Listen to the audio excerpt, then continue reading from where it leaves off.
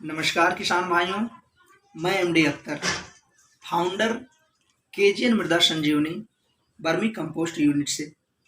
किसान भाइयों, आज हम सभी लोगों के बीच में एक बहुत ही बड़ी समस्या आ गई है। उस समस्या का नाम है बीमारी। किसान भाइयों, आप सभी लोग जानते हैं कि आज के डेट में हम चाहे बड़े हों चाहे छोटे हों, सभी लोग कहीं न कहीं कुछ न कुछ बीमारी से परेशान हैं। किसान भाइयों, आज के डेट में हम लोगों के बीच में ऐसी ऐसी बीमारी आ गई है जिसका पहले नाम भी नहीं हम लोग सुने होंगे।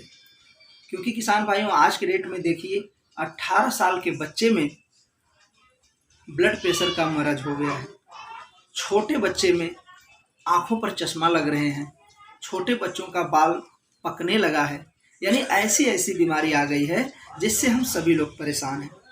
किसान भाइयों, अगर देखा जाए इन सारी बीमारियों का कोई कारण है तो एक ही कारण है, वो है केमिकल फर्टिलाइज़र। किसान भाइयों, केमिकल फर्टिलाइज़र के उपयोग से हम सभी लोग दुनिया भर की बीमारियों से घिर चुके हैं। चलिए थोड़ा बैक से आप लोगों को समझाने का प्रयास करते हैं। किसान भाइयों, आप लोगों को मालूम होगा, जब हरित क्रांति हम लोगों के बीच में आई थी उस समय 3 चीज़ों पर शोधन किया गया था। 3 चीज़ों यानी कि वो क्या क्या था, मैं उस पर चर्चा करूंगा। किसान भाइयों, जब हरित क्रांति आई थी तो 3 चीज़ें ये थी। पहला था नहर और नालों का निर्माण, दूसरा था संकर बीज और तीसरा था रासायनिक खाद। यानी किसान भाइयों, उसी समय से नहर और नाला का निर्माण हुआ है, जो हम सभी लोगों के बीच में बहुत ही बेहतर तरीके से सिंचाई हो रहा है। संकर बीज में यानी कि हाइब्रिड का बीज आया था, जो कि बहुत ही अच्छे तरीके से आज भी चल रहा है। और तीसरे नंबर पर आता है रासायनिक खाद, यानी कि नाइट्रोजन, फास्फोरस और पोटास। ये 3 खाद वैज्ञानिक पद्धति के अनुसार हम सभी लोगों के बीच में लाया गया था। लेकिन किसान भाइयों, वैज्ञानिकों के दिशा निर्देश अनुसार एक सभी खाद का एक उचित माप था। यानी कि 1 बीघे में 2 केजी यूरिया, 2 केजी डाई और 2 केजी पोटास का उचित मात्रा दिया गया था। जैसे ही ये खाद हम सभी लोगों के बीच में आया और इसका यूज किया गया तो किसान भाइयों बहुत ही अच्छा रिजल्ट रहा। सारे किसान भाई खुश हो गए।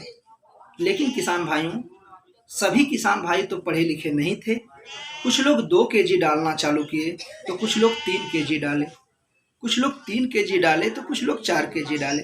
यानी इस तरीके से कंपटीशन करने लगे और कंपटीशन में 2 केजी, 4 केजी, 5 केजी। और आज के डेट में अगर देखा जाए तो वही खाद जो 2 केजी 1 बीघा में डाला जाता था, वही आज 2 केजी 1 बिस्वा में डाला जाता है। तो आप किसान भाइयों थोड़ा गौर करिएगा कि जो खाद 1 बीघा में डोज था, वही आज 1 बिस्वा में डाला जा रहा है, तो क्या होगा मिट्टी की हालत।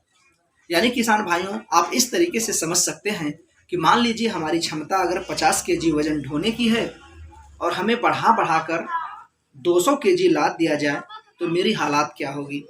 सेम वही प्रक्रिया हमारे मिट्टी का हुआ।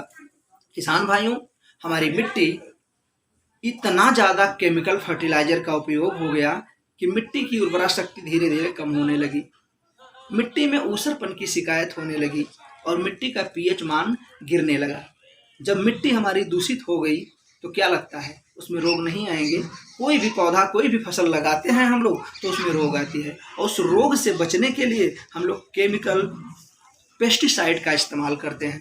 किसान भाइयों, पेस्टिसाइड कोई भी अगर छिड़काव किया जाए तो 20% हमारे पौधे पर और 80% हमारी मिट्टी पर जाता है। इस प्रकार से हमारी मिट्टी दूषित हो गई है किसान भाइयों, जिसके वजह से दुनिया भर की बीमारी हम सभी लोगों के बीच में आ गए हैं। किसान भाइयों, मैं आप लोगों से हाथ जोड़कर विनती करना चाहूँगा कि हम सभी लोग मिल करके फिर से अपने मिट्टी को बचाएं और जो हमारी केमिकल भरी जिंदगी है उसको ऑर्गेनिक की तरफ लाएं। मैं केजीएन मृदा संजीवनी के माध्यम से हम सभी किसान भाइयों के साथ में बिल्कुल पूर्ण रूप से तैयार हूँ। किसान भाइयों, आप हमसे संपर्क करें कि केमिकल से मुक्ति कैसे पाएं, ऑर्गेनिक खेती कैसे करें और अपनी मिट्टी को कैसे बचाएं। आप बिल्कुल हमसे मिल सकते हैं। वर्मी कंपोस्ट बनाने का तरीका जानें, वर्मी कंपोस्ट हमसे लेकर के अपने खेत को फिर से ऑर्गेनिक तरीके से उसमें पौधा उगाएं और अपने मिट्टी को बचाएं और अपने आप को बचाएं। इस तरीके से किसान भाइयों हम सभी लोग मिल करके फिर से अपनी केमिकल भरी ज़िंदगी को सुधार सकते हैं। बाकी किसान भाइयों आज के लिए इतना ही। बाकी चलते चलते एक बात और बोलना चाहेंगे कि हमारे चैनल को आप लोग सब्सक्राइब जरूर करें ताकि कोई भी जानकारी की वीडियो आपको मिलती रहे।